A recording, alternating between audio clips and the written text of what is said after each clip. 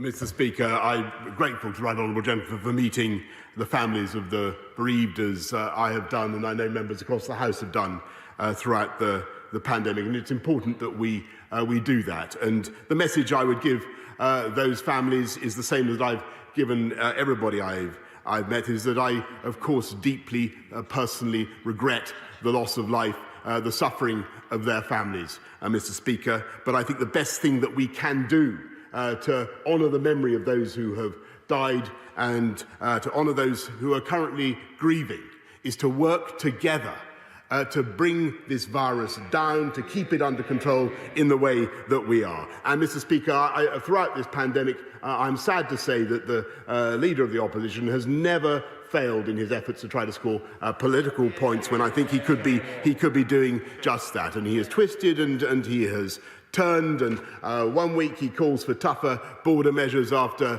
the Shadow Transport Secretary called for looser quarantine. He calls for schools to go back. We won't even say this morning that schools are safe. He tries to associate himself now with the vaccine programme because he senses that may be going well, Mr. Speaker.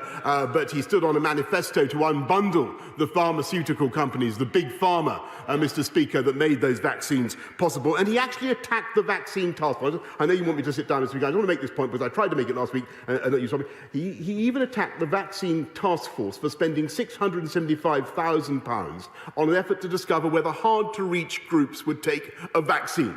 And I really cannot think of a better investment right now of public funds. And I hope that later on this afternoon, the right honourable gentleman may think of apologising for what he did and for that attack on the vaccine task force. Mr. Speaker, they can go on, and the right honourable gentleman can go on making his party political points. We will go on, with or without his help, in taking this country forward, fighting the pandemic and getting coronavirus down.